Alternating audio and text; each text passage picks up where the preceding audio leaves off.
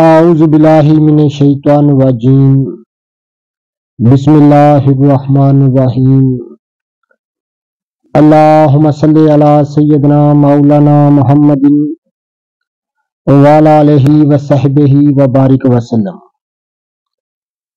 تمام تعریفیں رب العزت کی ہیں جو تمام جہانوں کو پالنے والا ہے، جس کی تمام جہانوں میں بادشاہت ہے، جو ہر چیز کا حقیقی مالک ہے،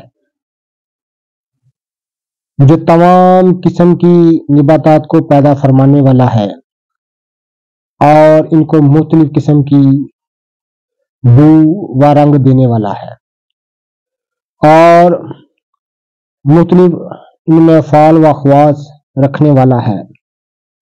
میں ہوں حکیم عامر شہزاد ڈسکا سے آپ کی خدمت میں حکمہ قدیم کا مال جاتی رجحان، ان کی گہری فکر، امراض کے دفع کے لیے، حفظان صحت پر ان کا فلسفہ، ان کے مال جاتی واقعات اور ان کے اقوال عرض کرتا ہوں، اور صاحبان کمال کے سینے کے راز میں آپ کی خدمت میں عرض کرتا ہوں۔ جتنے بھی میرے دوست احباب میرے یوٹیوب چینل حکیم عامر شہزاد ڈسکا پر نئے ہیں، وہ چینل کو سبسکرائب ضرور کیا کریں۔ ناظرین کرام، بہت ہی لاجواب نباتات ہے جس سے میں آپ کا تعارف کرانے جا رہا ہوں۔ ایک نباتات کی ایسی قسم جس کو ہندوستان میں قدیم ہونے کا شرف حاصل ہے، وہ ہے اونٹ کٹارا۔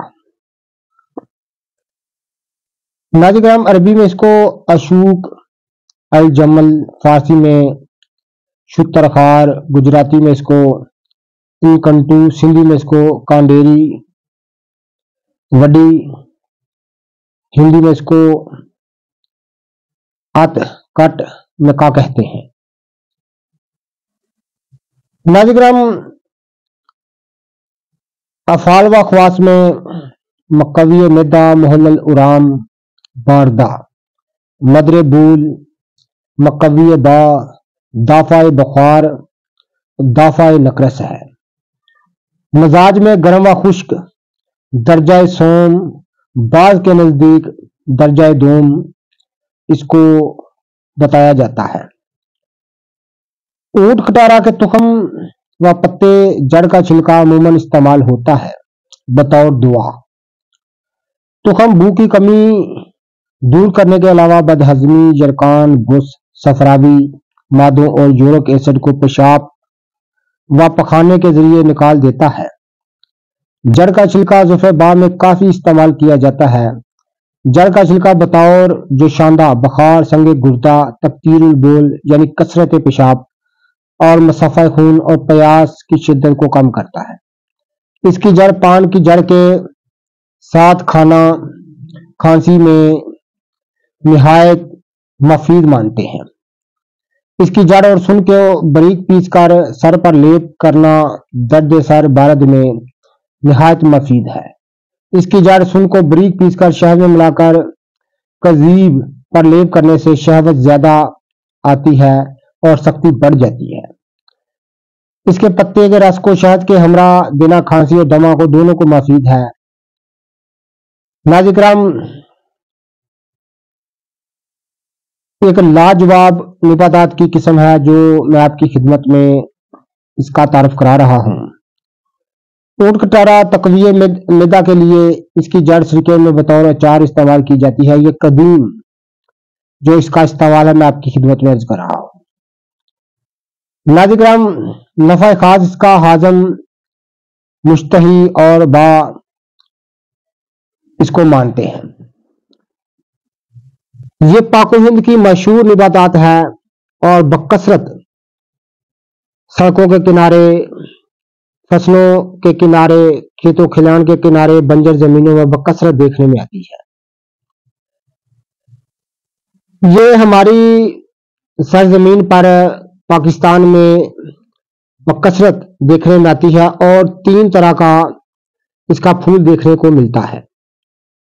اس کا پھول سفید بھی، بینگنی رنگ کا بھی اور زرد بھی، تینوں اقسام جو ہیں یہ مل جاتی ہیں، لیکن زرد ذرا نایاب ہے سفید وہ کثرت سے پایا جاتا ہے اور بینگنی بھی مل جاتا ہے۔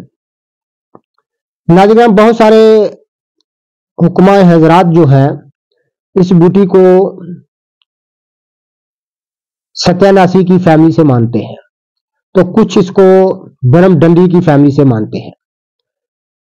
چونکہ یہ خاردار پودا ہے، اس کے پتوں پر، اس کے پھول پر، اس کی ٹہنی پر، یعنی ہر جگہ جس طرح ستیہ ناسی کو بکثرت کانٹے ہوتے ہیں اسی طرح اس کو بکثرت کانٹے ہوتے ہیں۔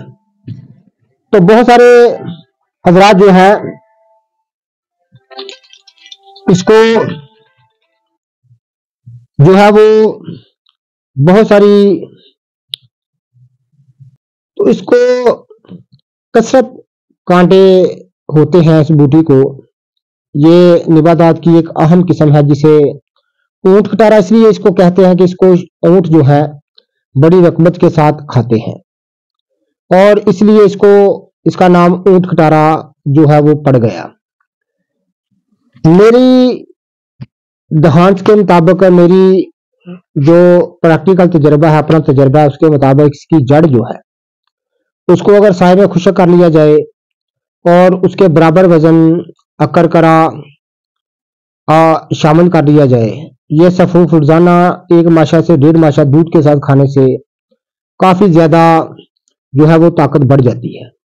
بہت سارے امراض جو ہے وہ دفع ہو جاتے ہیں، خاص طور پر اعضائے ریسہ کی لاغری دور کرنے میں اس کو خاص ناموری حاصل ہے۔